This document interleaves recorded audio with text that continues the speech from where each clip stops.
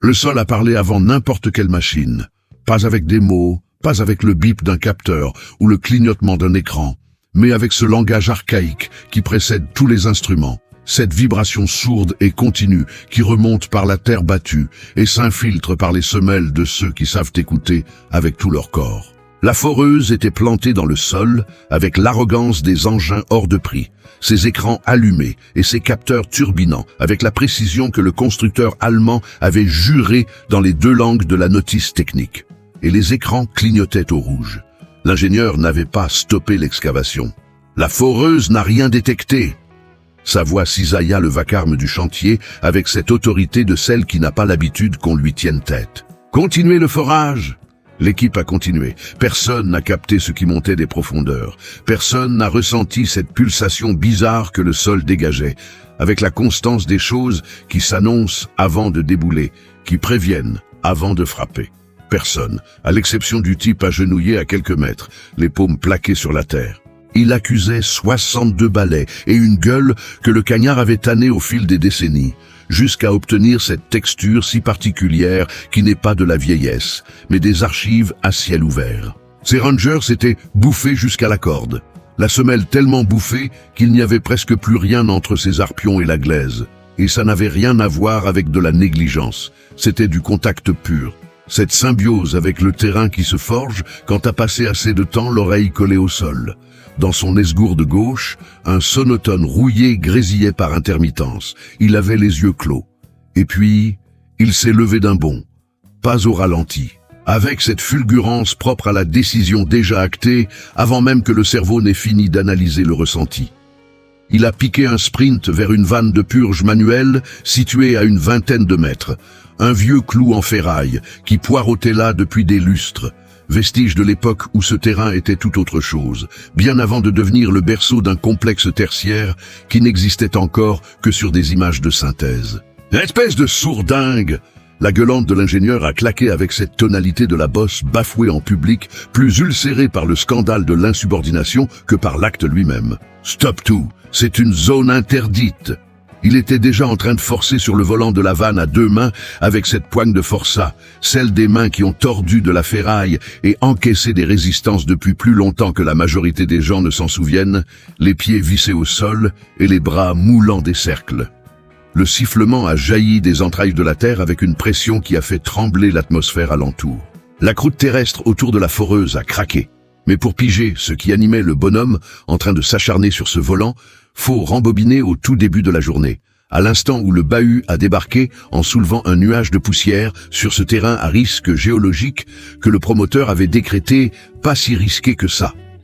La zone avait été épinglée par 2 audits indépendants comme secteur de vigilance géotechnique. En clair, pour ceux qui savent lire entre les lignes, le sous-sol de cette parcelle traînait des casseroles pas tout à fait soldées, des strates hétérogènes qui planquaient des vis cachées, le genre de bombe à retardement que les surfaces bien lissées arrivent à maquiller jusqu'au moment où ça leur pète à la gueule.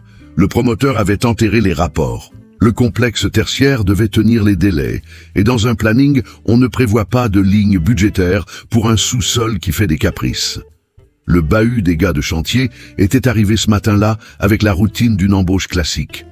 Des types débarquant avec leurs gamelles et leurs casques, s'éparpillant sur le site avec ce mode pilote automatique de ceux qui ont répété ce balai tellement de fois que le corps connaît le chemin avant même que le ciboulot ne s'active. L'ancien Barthélemy était descendu le dernier. Pas par fainéantise, par cette manie de vieux loup de mer qui descend en der de der pour scanner le terrain avant de s'y enfoncer, pour s'octroyer cette minute de vigie globale que les pressés du premier rang loupent parce que le cul du camion leur bouche la vue.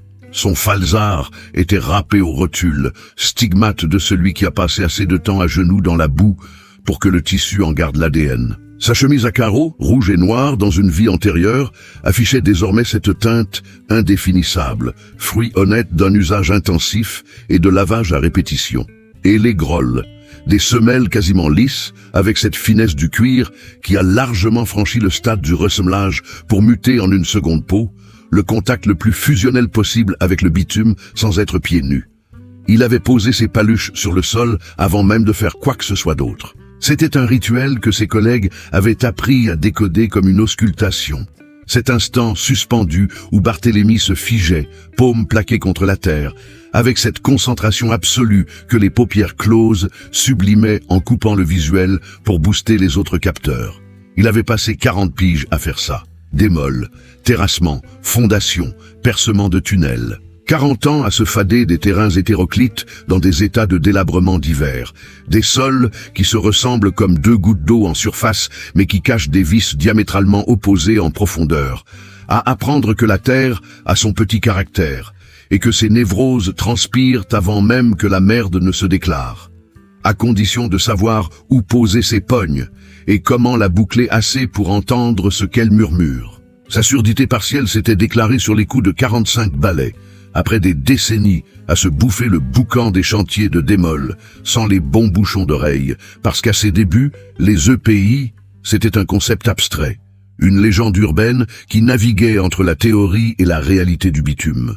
C'était pas arrivé comme une fatalité, mais comme une mutation, ce genre de mue que les grosses tuiles déclenchent, quand t'es prêt à laisser le changement faire son œuvre. Avec ses esgourdes en vrac, il avait développé un autre super pouvoir, une sensibilité tactile que les toubibs qu'il avait auscultés au fil des ans qualifiaient de compensation neurosensorielle. Ce tour de passe-passe où le cerveau redistribue la mise quand un sens déclare forfait, boostant des antennes qui étaient là depuis le début, mais que l'omniprésence du canal principal rendait superflues. Ces paluches étaient devenus un sismographe qui pétait les scores du toucher standard, captant des fréquences vibratoires que les bécanes de sismologie chiffraient en data, mais que lui décryptaient en sensations brutes, sans interface électronique. C'est ce que les autres gars du chantier appelaient, avec ce respect teinté de mysticisme propre au jargon des manœuvres, quand ils calent sur la théorie, sentir la terre. La docteure Véronique avait débarqué sur le site 1 heure plus tard. Avec sa foreuse robotisée trônant sur un porte-char surdimensionné, escorté d'un binôme de jeunes ingénieurs qui avaient assimilé que lui cirer les pompes et opiner du chef était le plan de carrière le plus juteux et dégageant cette aura de compétences théâtrales qu'elle avait peaufiné tout au long d'un parcours authentiquement brillant, parcours qu'il avait persuadé que son savoir absolu suffisait à dompter n'importe quelle merde qui pourrait lui tomber sur le coin de la figure. 36 piges. Un 3e cycle en géotechnique décroché en Suisse, un cursus qu'elle te détaillait avec la minutie de la nana qui sait que le pédigré du bahut claque plus que le code postal du pays. La foreuse avait été vendue aux actionnaires de la boîte comme l'arme absolue qui rendait caduque tout autre putain d'outil, cartographiant le sous-sol avec une précision chirurgicale qui rayait le facteur humain de l'équation. Elle avait prononcé le mot « rayait » avec une délectation qui en disait long sur sa considération pour ledit facteur humain. Barthélemy s'était rapproché du mastodonte avec cette démarche chaloupée, qui n'avait rien à voir avec la fatigue, mais qui était l'allure du mec qui scanne le sol à chaque pas. Il a collé sa paluche sur le sol à 1 mètre de la bécane, a fermé les yeux.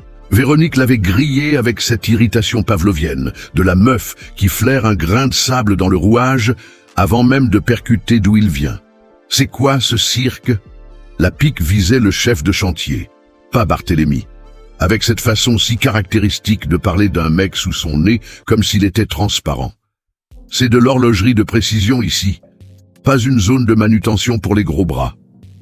Barthélemy s'est relevé en douceur. Il y a que eu ce moment de flottement, un calcul mental qu'il s'était tapé des centaines de fois au cours de ses 40 piges de métier, ce dilemme existentiel, l'ouvrir ou la fermer, tenter le coup ou jeter l'éponge, offrir sur un plateau ce qu'il venait de capter à quelqu'un qui n'était probablement pas câblé pour l'assimiler. L'expérience lui avait prouvé que le retour sur investissement n'était pas toujours au rendez-vous, mais elle lui avait aussi enseigné qu'écraser quand l'alerte était rouge écarlate laissait un putain de goût de cendre dans la bouche. Il s'est lancé. « Docteur !» Sa voix éraillée accusait le coup de ses décennies à gueuler par-dessus le vacarme des chantiers. Le sous-sol, par ici, il est masqué par une couche d'argile qui brouille les pistes. Je perçois une pulsation anormale dans cette zone. Un blanc. Ça pourrait bien puer le gaz. Le ricanement de Véronique fut lapidaire et sans appel. Du gaz? Elle a balayé ses 2 sbires du regard avec cette condescendance de celle qui partage une private joke qui n'avait même pas besoin d'être formulée à voix haute, mais que le timing rendait trop savoureuse pour s'en priver. Vous entendez des voix maintenant, mon brave? Elle s'est tournée vers son joujou, signifiant la fin d'un échange qui n'aurait jamais dû exister. Mon matos est bardé de capteurs sismiques. S'il y avait l'ombre d'un prout de gaz, il cracherait l'alerte. Barthélemy a porté la main à son sonotone, ce geste réflexe des malentendants, qui check si l'appareil fait le job, si ce qu'il capte correspond bien à ce qui est déblatéré. Il a demandé la perme d'approcher, de causer de plus près, parce qu'il y avait un truc qui méritait d'être développé et que la distance réduisait la portée de son message. Véronique l'a jaugé. Et là, elle a commis l'irréparable. Un truc difficile à qualifier sans utiliser le mot cruauté. Même si ce n'était pas du vice prémédité, c'était pire. C'était la désinvolture crasse de la bourgeoise, qui n'a jamais pigé que traiter les gens de cette façon laissait des traces qu'elle était incapable de voir. Elle a ouvert le bec et a articulé avec une lenteur exaspérante, détachant chaque syllabe avec cette exagération outrancière qu'on réserve aux demeurés, ce silence pesant entre les mots qui empestent la condescendance et l'humiliation publique. Écoutez bien, mon Barthélemy. Chaque syllabe de son blase s'est écrasée sur le chantier avec une netteté qui n'a épargné personne. Vous êtes déjà sourd comme un pot. Faut-il en plus que vous deveniez aveugle? Les grouillots alentour s'étaient tus d'eux-mêmes, sans qu'on leur ordonne. Tirez-vous de mes machines. Elle avait retrouvé son débit de croisière, le tempo de celle qui a claqué sa parenthèse et qui reprend le fil de son monologue. Allez vous faire les muscles sur les semelles de fondation, tout au fond de l'excavation. Là-bas, au moins, vous ne ferez chier personne. Les ricanements des manœuvres n'avaient rien de jovial. C'était ce rire jaune, généré par la gêne et l'impuissance face au malaise. Ce réflexe pavlovien de survie que l'humain dégaine quand il est témoin d'une abjection qui le fout mal à l'aise. Et que le rire masque un court instant avant que le silence pesant ne le force à regarder la vérité en face. Barthélemy est resté planté là une seconde. Ses yeux ont vrillé sur le faciès de la meuf, avec cette expression qui n'était ni de la hargne, ni de la rancœur. C'était ce mélange indéfinissable du type qui a accusé réception du message et qui turbine sur la riposte avant de prendre la moindre décision. Puis, il a ajusté son béret. Et il s'est barré vers les fouilles, tout au fond du trou, là où il avait été exilé, avec sa démarche de sénateur et ses godasses à la semelle translucide qui effleurait la terre, avec cette complicité de celui qui n'a jamais eu besoin de patoga pour savoir sur quoi il marchait. Mais ces harpions continuaient de bosser en sous-marin. Et leur relevé n'avait pas varié d'un iota, juste parce qu'une pain-bêche avait saucissonné son prénom avec mépris au milieu d'un chantier. La pulsation était bel et bien là. Sourde, lancinante, avec cette signature rythmique que 40 piges de baroud lui avaient appris à différencier des autres secousses telluriques. Un tempo qui ne devait rien à la roche, rien à la glaise compactée, mais qui crachait la signature d'un truc sous pression, séquestré dans une geôle hermétique depuis des lustres et qui touchait à sa limite de résistance. Il est descendu dans la fosse et a fait le poireau, parce qu'il avait assimilé, au gré de 4 décennies de bourlingue, sur des terrains qui avaient plus de choses à raconter que les bécanes ne pouvaient en capter, que la terre finit toujours par lier les actes à la parole, que le problème n'est jamais de savoir « zis, ça va péter », c'est de savoir « quand ».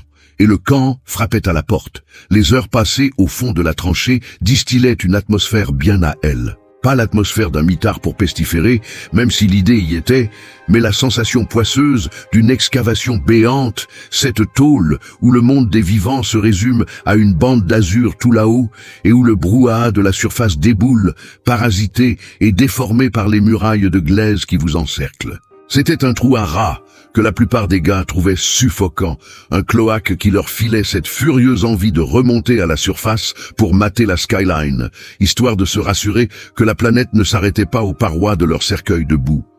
Barthélemy, lui, n'en avait cure. Il avait bouffé assez de kilomètres dans les entrailles de la Terre pour que cette taupinière lui soit familière, d'une manière qui ne relevait pas tout à fait du cocooning, mais d'une putain de reconnaissance, cette intimité charnelle qui se tisse avec un espace quand on a partagé assez de plombe avec lui pour en déchiffrer le dialecte. Et les entrailles de ce trou béant étaient sacrément bavardes. Les directives tombaient via le talkie-walkie, avec cette saturation dégueulasse propre au matos low-cost de chantier.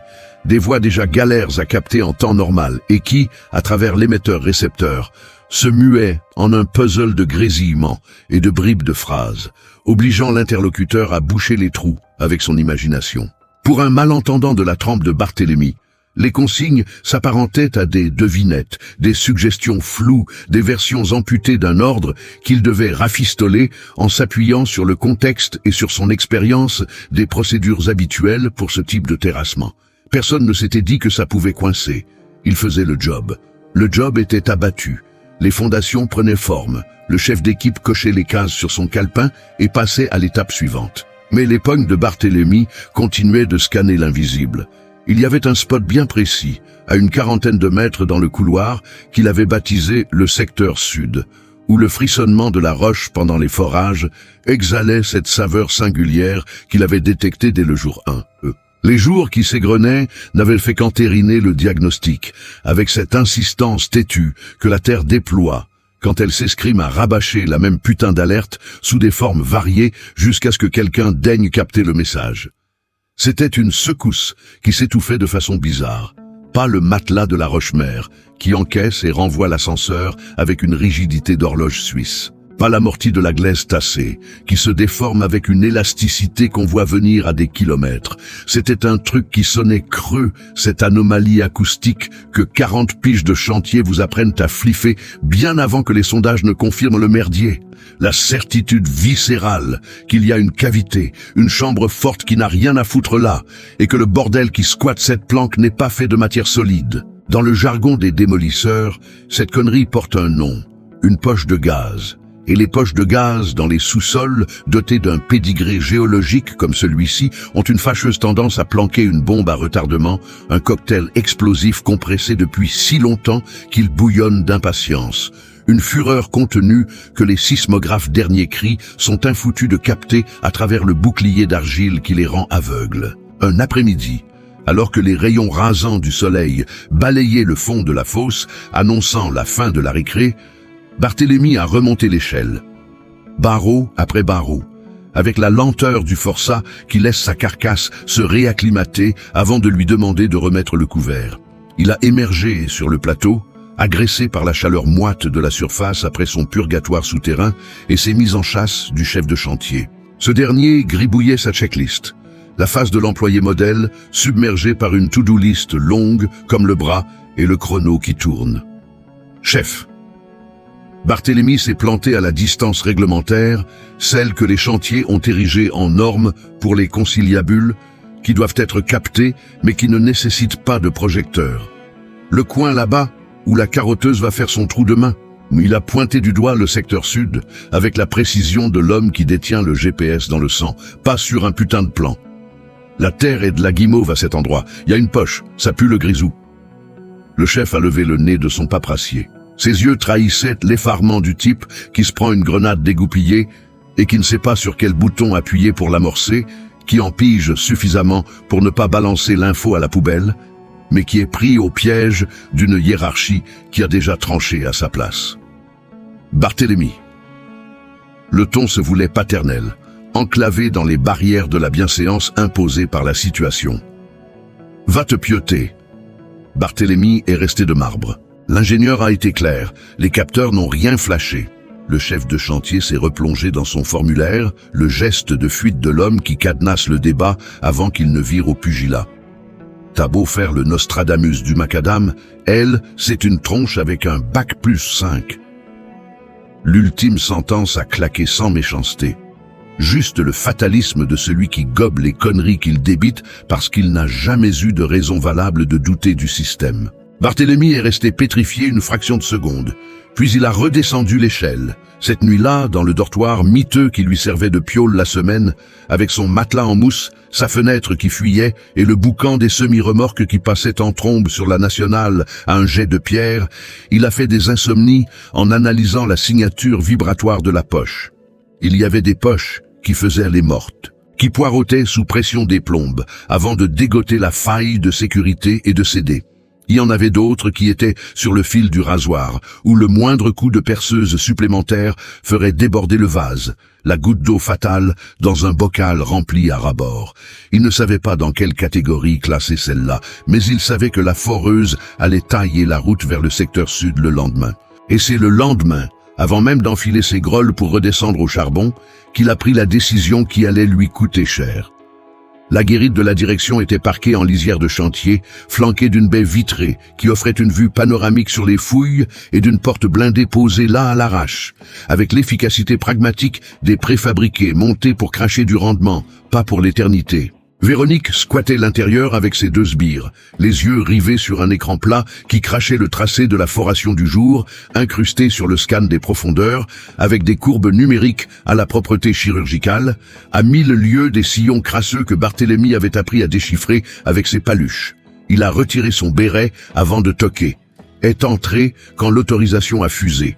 Il y avait dans ce geste de se découvrir bien plus qu'une simple courtoisie. C'était la posture de l'homme qui débarque dans un traquenard, où il sait qu'il va devoir cramer toutes ses cartouches, où l'humilité de la forme est une manœuvre tactique pour forcer le barrage auditif sans provoquer le brouillage de la rébellion frontale. « Docteur !» La voix était posée, charpentée par la solidité de celui qui crache le morceau coûte que coûte, peu importe le comité d'accueil. « Ça fait 40 piges que je bouffe de la démolition. J'ai déjà croisé cette merde sur 3 terrains différents. » Véronique était scotchée à son moniteur. Elle y est restée. Quand l'argile vire de couleur, c'est que le grisou se planque. Il a continué parce qu'il s'était lancé et qu'il fallait bien boucler la boucle. La foreuse ne flaire rien parce que l'argile court-circuite le signal sismique de la poche. Le capteur analyse l'argile, pas ce qui se trame derrière la barricade. Une micro-pause. Vous devez lancer un sondage manuel FISA sur le secteur sud avant de creuser plus loin. Un coup de sonde à la main avec une barre à mine et vous serez fixé en un quart d'heure. Véronique a jailli de son fauteuil. Et là, elle a fait un truc qu'elle n'avait pas prémédité, ou qu'elle avait programmé de façon tellement pavlovienne qu'elle ne faisait plus le distinguo entre le calcul et l'instinct. Elle a filé vers la porte de la cahute et a ouvert en grand. Elle s'est plantée sur le seuil, la porte grande ouverte, et a gueulé avec le volume calibré pour le chantier. Le volume qui garantissait que sa diatribe serait entendue par tout pèlerin traînant dans les parages. Vous avez vu ça? Les technicos à l'extérieur ont fait volte-face. Les manœuvres qui passaient par là ont levé le pied sans pour autant stopper net ce mouvement de curieux involontaire que les zones de guerre génèrent quand ça chauffe et que tu sens que le spectacle va valoir le détour. Un manœuvre analphabète, sourd comme un pot, qui vient dispenser des cours de géotechnique à une ingénieure diplômée d'une fac européenne. Chaque syllabe avait été pesée au trébuchet pour l'insulte qui tape dans le mille, qui cible les failles et les déballe en place publique comme si c'était le bulletin météo du jour. Analphabète, sourd comme un pot. Barthélemy est resté pétrifié au centre du préfabriqué, son béret à la main, le sonotone greffé dans l'oreille gauche, avec 40 ans de boue dans les veines, encaissant la rafale avec cette léthargie qui n'est pas de la tétanie, mais le temps de latence avant le choix de la riposte, quand le métabolisme digère l'impact avant de décréter la conduite à tenir. Véronique l'a foudroyé du regard. Son index s'est levé avec cette précision clinique qui était devenue la marque de fabrique de son sadisme, cette prolongation du membre qui était une condamnation avant même d'être un ordre. Votre place est au fond du trou, pas dans mon bureau. Les décibels avaient chuté, mais la température était toujours caniculaire. Si je vous entends encore la ramener, je vous vire pour faute grave sur le champ. Un silence. Puisque vous kiffez tant le contact avec la terre, vous allez pouvoir apprécier le chômage de la même façon. Le silence qui s'ensuivit fut le silence assourdissant du chantier quand le chantier réalise qu'il n'a plus le droit de faire de bruit. Ce silence qui vaut tous les sondages d'opinion du monde sur l'incident en cours et qui en dit bien plus sur l'effroi des badauds que le moindre putain de discours. Barthélemy a revissé son béret, a tourné les talons et a pris la direction de l'échelle du gouffre avec sa cadence de sénateur, cette cadence qui avait survécu à 40 ans de chantier de la mort et qui n'avait pas scié d'un pouce, parce qu'aucun crachat balancé au fil des décennies n'avait eu le pouvoir de modifier l'empreinte de ses semelles sur le macadam. Sauf que la donne avait changé. Quand il a atteint l'échelle et posé le premier arpion sur le barreau, il y avait un ruissellement sur son faciès, qui ne venait pas de la canicule. C'est le genre de sudation qui se pointe quand l'organisme décide de son propre chef d'imposer une limite qui vaut son pesant de cacahuètes, qu'il y a une souffrance bien trop colossale pour être étouffée et qui se ferait un passage non par choix conscient, mais par la dictature de l'inconscient.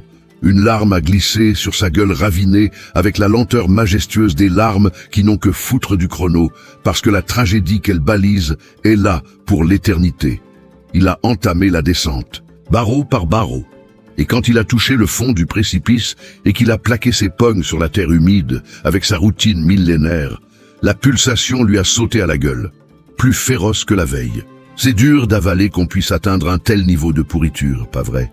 Qu'au nez et à la barbe de 40 ans de bouteille, face à un mec qui a déboulé la casquette à la main, avec la voix posée de l'homme qui ne quémande aucune gloire, mais qui implore juste qu'on sauve les miches de l'équipe, la réplique se résume à un doigt accusateur et au mot analphabète hurlé en place publique. Si vous aussi vous avez la gerbe face à cette iniquité, pétez le pouce bleu sans attendre pour prouver votre allégeance à l'ancien Barthélemy.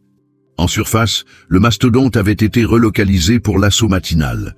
Le plan de vol croisait le secteur sud. Barthélemy est resté à genoux au fond de la fosse, les pognes ventousées à la glaise, la gueule trempée, encaissant la pulsation sous ses paumes avec une fureur qui pulvérisait tous les records de la semaine, une fureur qu'il avait appris à décoder comme l'urgence absolue, comme le sol hurlant que le sablier de la négoce était à sec. Le lendemain, la foreuse allait pulvériser la zone. Et il crevait au fond du trou avec une épée de Damoclès de licenciement pour faute grave s'il s'avisait de la ramener une énième fois. Il s'est relevé d'un bloc, a levé les yeux au ciel, vers la lucarne d'azur tout là-haut, jaugeant le peu de cartes qui lui restaient en main et réalisant avec effroi qu'aucune n'avait l'envergure nécessaire pour parer l'apocalypse qui couvait sous les arpions des costards cravates en surface. Il a fixé ses mains et a branché son cerveau. L'aube a pointé avec cette luminosité crue, signature des journées charnières dont tout le monde ignore encore le script.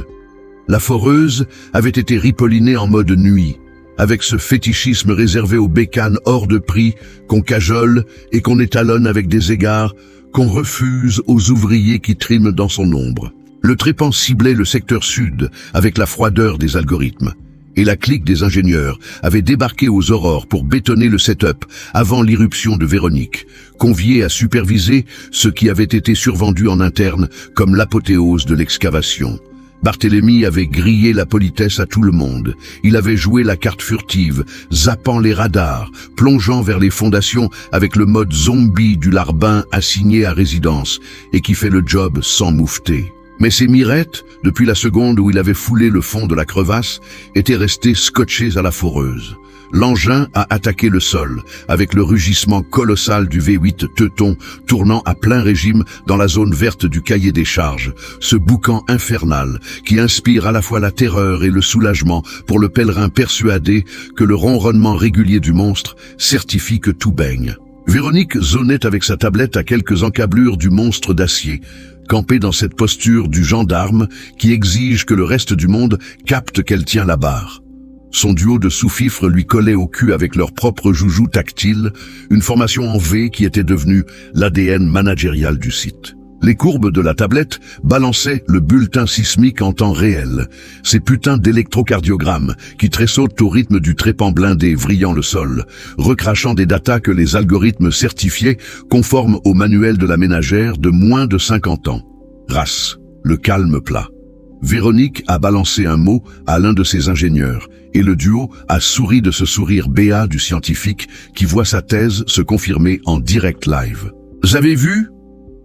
La remarque a ricoché jusqu'à Barthélemy au fond de sa geôle, avec la distorsion typique des échos souterrains, mais le message est passé 5 sur 5.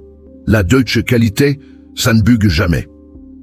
Le trépan a mordu plus profond. Et c'est là que le sous-sol a changé de putain de braquet, rien sur les écrans radars. Les courbes se sont contentées de tracer leurs zigzags rassurants avec l'indifférence crasse des capteurs programmés pour traquer un spectre limité et qui sont aveugles au-delà. Le détecteur de gaz affichait un 0 pointé avec la flegmatisme de la jauge qui n'a reçu aucune consigne de branle-bas de combat. Mais le bug était bien là. Barthélemy a stoppé les frais, pas le ralenti du mec qui hésite. L'arrêt sur image brutale du type qui vient de se prendre un flash d'alerte rouge et qui gèle la matrice. Il a jeté ses pognes sur la glaise. La vibration avait changé de fréquence. Ni de puissance, ni de géolocalisation, de fréquence. Le glissement imperceptible qui marque la frontière entre le palpitant régulier et le cœur qui s'emballe juste avant la tachycardie, ce pressentiment physiologique que les organes captent bien avant les machines. Il a maté ses godillots, a fait sauter les lacets, a planté ses panards nus dans la boue de la fosse avec la hargne de l'homme de science qui booste le calibrage de son microscope au moment critique. Ce contact animal que les semelles de cuir, aussi fines soient-elles, finissait par filtrer et a encaissé le choc, une pulsation rythmique, métronomique, ce battement cardiaque qui n'a rien d'une image d'Épinal, la description au scalpel du grisou sous pression qui harcèle le bouclier d'argile de l'intérieur, la scansion d'un compte à rebours explosif qui poireaute jusqu'à trouver la faille. La poche était en train de lâcher, pas encore un cratère, mais le trépan fonçait droit sur le point de rupture de la cuirasse argileuse, cette zone névralgique qu'il avait flairé les jours passés en jaugeant la pigmentation du sol, ce code couleur qui hurlait l'anomalie à ceux qui entravaient la langue. Il a cherché la vanne de purge du regard, 50 balais. La soupape moisissait là depuis la préhistoire du chantier, vestige d'une époque bénie où un ingénieur visionnaire avait percuté que ce terrain de merde exigeait une échappatoire de sécurité, gravant dans ce bout de fonte l'oracle d'une catastrophe que les nouvelles huiles avaient rayé de la carte. L'infrastructure d'urgence par excellence, noyée dans l'anonymat total jusqu'au jour où elle devient ton unique parachute. 50 mètres de terrain vague à avaler. Il a checké le chrono. Le trépan creusait. La pulsation montait dans les tours. Il y avait un créneau microscopique entre la brèche initiale où le gaz s'infiltre et l'instant où l'étincelle déclenche l'Armageddon. Cette fenêtre de tir, aucun supercalculateur ne pouvait la pronostiquer, mais il existait un signal avant-coureur qu'il avait décodé lors de ses 30 piges de baroud sur les gisements minés. Un feu clignotant qui devançait le point de non-retour avec une régularité qui avait épargné des vies, parce qu'il l'avait appris dans la boue, pas dans une putain de thèse. C'était une odeur, acide, métallique. Le fumet vicié du gaz comprimé rongeant les microfractures de l'argile avant l'effondrement massif, l'odeur qui grille la priorité au son, aux ondes de choc et au compteur Geiger. Il a humé le zéphyr. Ça daubait, léger, mais l'odeur de soufre était bien là. Le signal d'alarme qui gueulait que le Big Bang n'était pas imminent, mais que le compte à rebours était trop serré pour se payer le luxe de la paperasse, des protocoles, de la parlotte et de l'organigramme décisionnel. Il a escaladé l'échelle, pas par les barreaux, par les montants, la technique de l'acrobate des chantiers qui se rit des normes de sécurité pour griller les chronos en mode survie. Il a émergé à l'air libre et a commencé à mouliner des bras. La foreuse s'interposait entre lui et Véronique, le vrombissement de son V8 saturant la zone d'une opacité quasi matérielle, le vacarme absolu qui écrase la concurrence et phagocyte l'espace. Il a hurlé. « Coupez le moteur! Coupez cette merde !» Sa voix éraillée de vieux loup de mer charriait une panique qui boostait sa fréquence, mais le coffre d'un sexagénaire usé par des décennies de marteau-piqueurs avait ses limites, et le vacarme infernal de l'orgueil allemand carburant à plein régime n'en avait aucune. Les mots se sont noyés dans le pot d'échappement. Véronique a tourné le casque vers lui. L'espace d'une milliseconde, leurs pupilles se sont croisées à 30 mètres de distance. L'écart-type idéal pour capter la chorégraphie du désespoir, mais beaucoup trop éloigné pour que la terreur incrustée dans le regard de Barthélemy fasse fondre la banquise. Elle a soufflé du nez, a fait volte-face, a balancé un truc au pilote de l'engin, le geste furtif du boss qui balaie une mouche pour se replonger dans ses algorithmes. Un code gestuel que le carottier a décrypté selon le cahier des charges de la mégère. Consigne reçue, plein gaz. Le régime moteur est monté d'un cran. Barthélemy est resté tétanisé l'espace d'une seconde. Le court-circuit du vétéran qui passe à la moulinette, toutes les stratégies de survie et les bazardes à la vitesse de l'éclair. La sélection naturelle acquise lors de 40 années de crash test en conditions réelles, ce sang-froid reptilien qui balaie la panique pour ne cibler que l'axe de frappe. Il ne restait qu'une balle dans le barillet, la vanne de purge. Et c'est là que le craquement a eu lieu. Un pet sec, isolé. La signature sonore d'une rupture sous tension, le râle du blindage qui lâche prise, l'instant de bascule où le gaz comprimé fissure la digue et s'engouffre dans la brèche. La foreuse a trembloté, pas le roulis pépère de la mécanique de précision.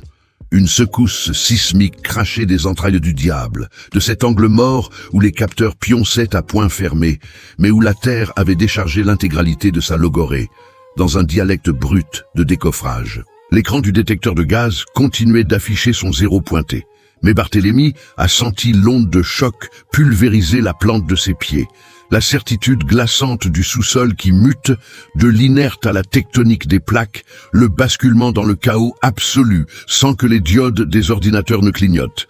La poche avait percé, pas la rupture totale, un écoulement vicieux, l'infiltration du gaz sous pression dans les interstices de l'argile vers le ciel, au rythme démentiel imposé par la cocotte minute souterraine, la vitesse d'anticipation, le créneau de survie entre la fuite et l'Holocauste. Barthélemy était déjà en pleine course. 50 mètres. Ses arpions nus dévoraient le bitume du chantier avec l'aisance du prédateur qui connaît le relief par cœur, sprintant vers la soupape avec l'assurance de l'homme qui ne cherche pas son chemin, mais qui a scanné la carte des issues de secours. Le jour 1, le réflexe du taulard qui a prévu la mutinerie.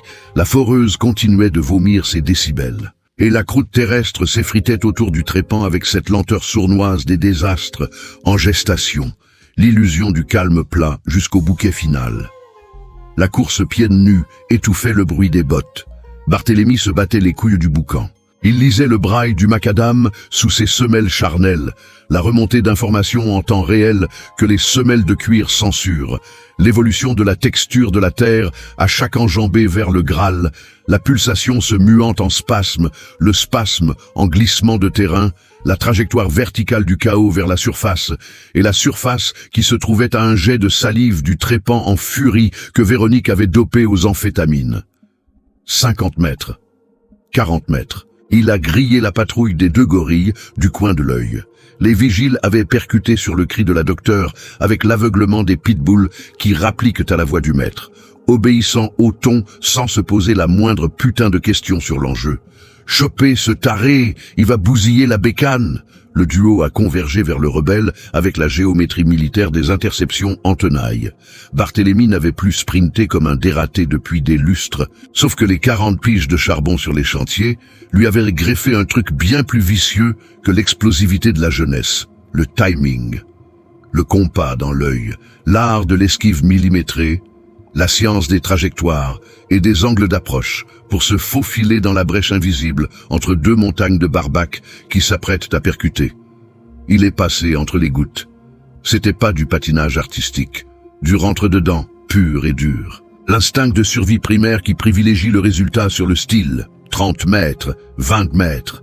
La soupape l'attendait, ce vieux volant rouge rouillé qui moisissait là pendant que le chantier se métamorphosait en un blockhouse high-tech, méprisé avec la morgue que l'on réserve aux reliques du passé jusqu'au jour où elle devient la clé du paradis. Barthélemy a atteint la cible. Ses paluches ont agrippé la fonte avec la familiarité du vieux loup de mer qui a jaugé la bête dès le premier regard, la checklist paranoïaque du survivant. La rouille a couiné sous ses paumes, avec l'inertie du mécanisme encalminé, l'oxydation de l'acier qui refuse de capituler, après des années d'inactivité. Il a forcé, à 2 mains, sens inverse des aiguilles d'une montre, avec cette force tellurique qui n'est pas le fruit des haltères, mais l'héritage des décennies passées à tordre le métal et à encaisser les charges, l'énergie pure de l'artisanat qui n'en jette pas plein la vue, mais qui brise la résistance quand l'acier fait de la résistance. La ferraille a couiné et le loquet a sauté. Le geyser de gaz qui s'est échappé du sol fut cataclysmique. Le hurlement de la vapeur sous pression relâchée, le vacarme monstrueux de la compression qui trouve enfin son putain d'exutoire, une tornade de gaz et de boue propulsée vers le ciel avec la violence de la bête féroce libérée de sa cage.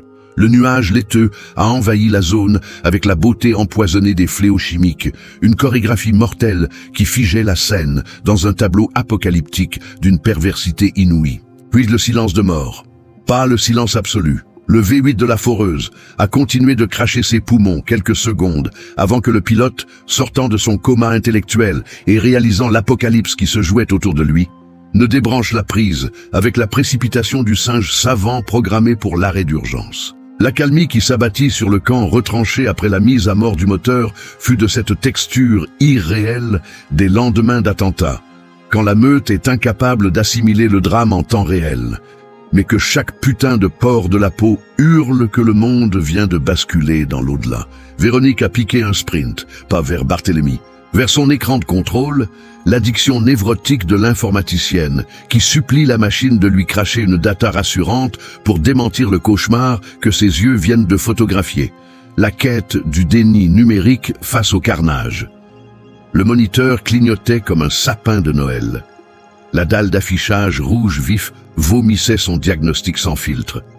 Alerte grisou, surpression critique. La litanie des capteurs qui venaient enfin de se réveiller après que la poche ait explosé son cocon, quand le taux de méthane a franchi le mur du son des algorithmes. Post-ouverture de la vanne par Barthélemy. Post-évasion de la bombe à retardement par la voie des airs plutôt que par le trépan en feu. Elle s'est figée devant la console, la tablette inutile dans les pognes, délaissée depuis 120 secondes et réduite à l'état de bibelot, le visage cadavérique, blafarde, non pas de la trouille du désastre acté, mais de la phobie de ce qui avait failli lui péter à la gueule, la nuance subtile qui sépare la grosse suée de l'infarctus.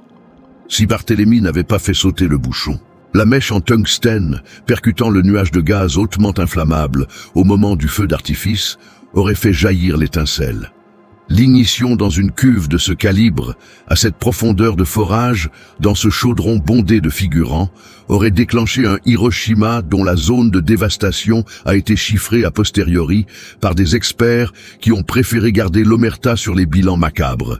Un cratère de 50 mètres de diamètre. La berline s'était garée en lisière du cratère, dans un timing pré-silence. La place de choix pour le VIP, qui s'incruste dans le film catastrophe sans carton d'invitation, mais avec le statut du réalisateur. Le PDG de la Major a débarqué. C'était un sexagénaire à la tignasse de neige, avec cette dégaine de l'homme de terrain qui a bouffé de la poussière toute sa vie et qui scanne un chantier avec des lunettes qui n'ont rien à voir avec les œillères des ronds de cuir.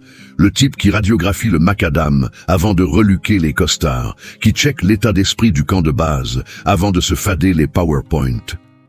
Il a fixé le champignon blanc qui se dissolvait dans l'atmosphère, a maté le tableau de bord écarlate, a scruté Véronique et a dévisagé le prolo campé près de la relique en fonte, les mains toujours vissées sur la molette, les arpions à l'air sur le gravier, le sonotone branché sur l'oreille, et cette gueule de mec qui a fait le job et qui est passé de l'autre côté du miroir, dans cette plénitude transcendantale du survivant qui redescend de son trip d'adrénaline. Qu'est-ce qui s'est passé ici ? L'interrogation fusait à la cantonade, mais la ligne de mire ciblait Véronique avec l'intransigeance du juge d'instruction qui exige la chronologie des faits avant de dresser le gibet.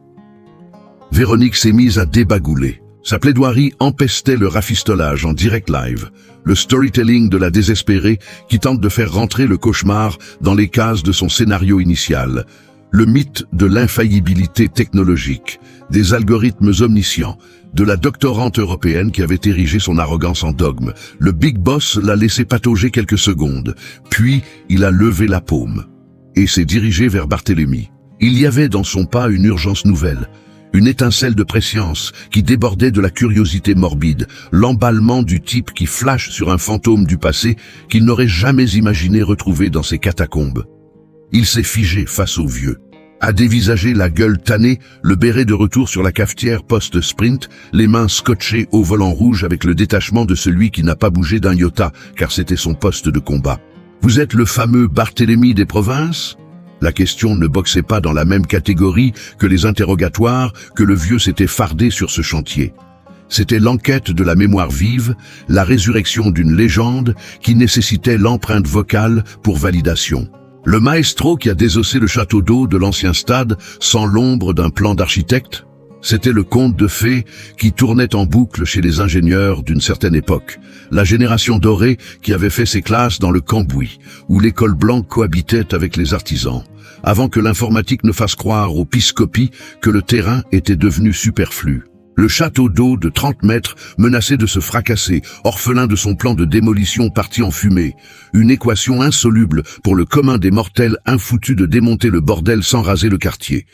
Barthélemy avait fait le job, à main nue, avec 40 piges de mathématiques de la rue, le théorème du béton et de l'acier dans le sang. Sans croquis, sans modélisation 3D. Avec cette alchimie empirique qu'il s'était forgée sur le bitume, cette magie opératoire que le PDG, jeune loup de l'époque qui avait squatté les gradins la bouche ouverte, avait gravé dans sa mémoire. Barthélemy a lâché la molette en douceur, s'est dressé sur ses pattes nues, maculées de glaise, avec la zénitude de celui qui n'est pas ébranlé par la lumière, car il n'a jamais couru après. Il a hoché la tête, affirmatif. Le PDG l'a fixé de longues secondes, avec la tronche du mec, qui reboot le disque dur des conneries qu'on lui a vendues par mail, et qui pige l'abîme qui sépare les rapports de chantier de la réalité du bitume. Véronique agonisait en arrière-plan. La tablette en main, son tableau de bord high-tech, qui lui avait servi de gilet pare-balles toute la matinée, ne valait plus un clou. Les compteurs qui affichaient tout baigne s'étaient fait pulvériser par les semelles nues d'un sexagénaire qui captait les ondes telluriques que son foutu matos n'avait jamais sniffé. Barthélemy l'a jaugé, sans aucune arrogance, sans la morgue du gladiateur qui réclame ses lauriers, juste le calme abyssal de celui qui contemple les cendres de l'arrogance avec la compassion que seule la survie autorise. Madame a fait confiance au capteur. La voix rocailleuse, plate, dénuée de la moindre pointe de venin qu'il aurait pu y injecter pour lui achever la face. J'ai fait confiance à la roche. Un silence. Le daron me répétait toujours. Le sol jacte en permanence. Mais il faut avoir le courage d'ôter ses godasses pour l'entendre. L'apnée qui s'abattit sur la scène n'était pas seulement la mise en bière de l'ego de Véronique, bien que ce fût le plat de résistance. C'était la stase monumentale d'un bataillon d'ouvriers tenus à distance, qui assimilait le miracle, l'étroitesse du fil du rasoir entre le bain de sang et le statu quo, la frontière invisible qui se résumait à 50 mètres, une vanne grippée et un vieux pied nu dans la fange. Le PDG a posé sa pogne sur l'épaule de Barthélemy, le geste frugal de la reconnaissance des pairs qui court-circuite la diplomatie mondaine. Le langage de la pampa des bâtisseurs, qui pèse 1 million de fois plus lourd que le plus ampoulé des discours de remerciement. Barthélemy a revissé son béret et a fini par décoller ses arpions du sol pour enfiler ses pompes, larguées au fond du trou à l'aube quand il avait fallu passer en mode radar. La terre s'était manifestée et l'oracle l'avait entendu. Le PDG s'est enraciné dans le sol bien après l'évaporation du nuage toxique. Le silence des rescapés flottait sur le camp retranché. L'accalmie poisseuse des crashs évités de justesse, la sidération de l'escouade clouée sur place, le cerveau en surchauffe pour décanter le film d'horreur évité de peu, l'encéphale à la ramasse face aux décharges d'adrénaline. Le Big Boss a pivoté vers Véronique, sans urgence, avec la lourdeur d'une condamnation à mort préméditée, la lenteur sadique du bourreau qui étire le supplice pour marquer au fer rouge l'ampleur du châtiment. Il s'est planté face à la pestiférée, le chantier en guise d'amphithéâtre, les larbins, les ingés, le chef de chantier et la milice des vigiles en rang d'oignons, témoins expiatoires d'un psychodrame non programmé. Vos gadgets ont fait pchit. La voix était souterraine, la sentence glaciale de l'auditeur qui tranche dans le vif. Les sondes que vous idolâtrez ont foiré le diagnostic. Le super-outil infaillible a failli nous transformer en confetti. Une respiration. Mais l'erreur mécanique se pardonne. Véronique serrait sa tablette dans une crispation tétanique, le doudou de substitution pour occuper ses mains en perdition. Ce qui est impardonnable, c'est votre putain de condescendance. Le réquisitoire pleuvait avec la précision du sniper, chaque mot perforant la carapace de l'accusé. Ce vieux briscard vous a apporté 40 piges de sagesse sur un plateau d'argent. Et vous, pour le remercier, vous l'avez traîné dans la boue, et vous l'avez insulté sur son ouïe devant le banc et l'arrière-banc. Silence de cathédrale. Il vient de vous sauver les miches, madame. Le regard du PDG a balayé le terrain vague. Et il a évité que ce chantier ne se mue en charnier. L'estocade finale a été lâchée avec le flegme du médecin légiste. Êtes-vous toujours persuadé que votre technologie allemande supplante l'intelligence des forçats qui ont bâti ce putain de pays? Silence radio. Pas par dédain, mais parce que certaines déculottées ne trouvent pas de répondant dans l'instant T. Qu'elles exigent des années de thérapie et de remise en question douloureuse pour être digérées.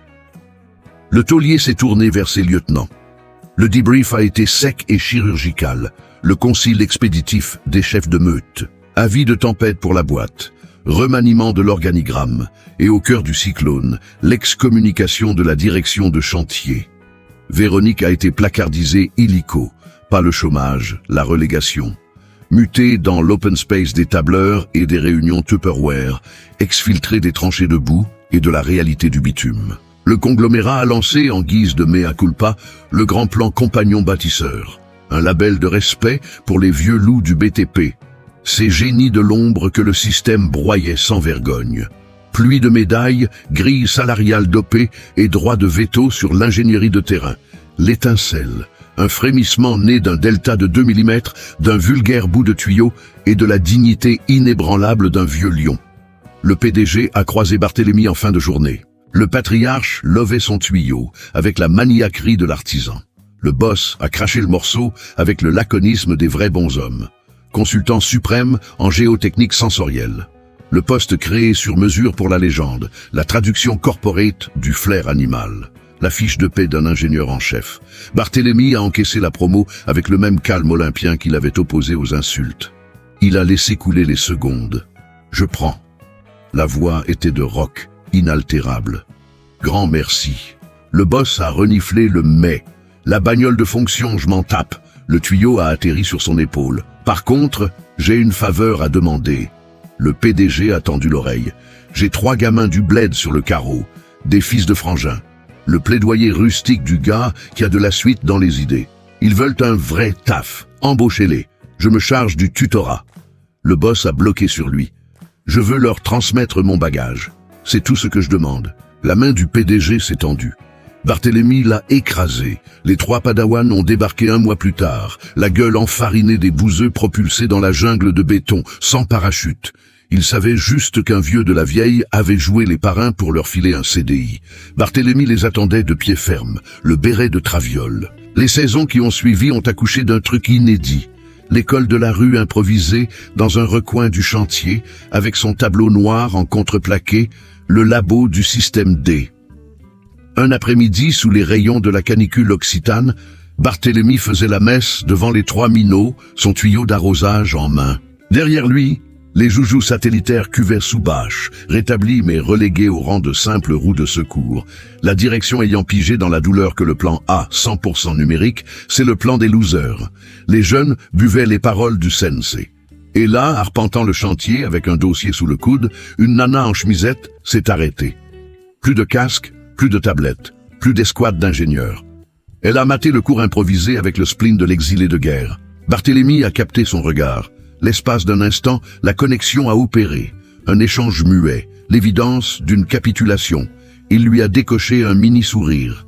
Pas l'estocade du vainqueur, le rictus de l'homme en paix. Elle a tracé sa route. Il a recentré son attention sur sa classe. Les gadgets, c'est top, les petits. La voix du vieux loup, le charisme à l'état pur. Mais l'eau, elle ne pipote jamais. C'est la putain de vérité. Les gamins lorgnaient le tuyau avec ferveur. Et le soleil continuait d'incendier le décor, la craie et les mains juvéniles qui apprenaient les fondamentaux que 30 piges de cambouis avaient injectés dans les veines du vieux briscard en béret rapiécé. Et vous en pensez quoi? Vous cautionnez le manuel ou les callosités quand le sol se dérobe, le diplôme ou l'instinct? Crachez le morceau dans les coms. Cette épopée nous hurle en plein visage que la sagesse acquise dans la fange écrase le vernis des académies et que snobber les gueules cassées qui ont cimenté ce pays est le suicide professionnel le plus débile qu'on puisse commettre. L'humilité est l'unique bouclier contre l'apocalypse. Rejoignez le club des insoumis, abonnez-vous et activez la cloche.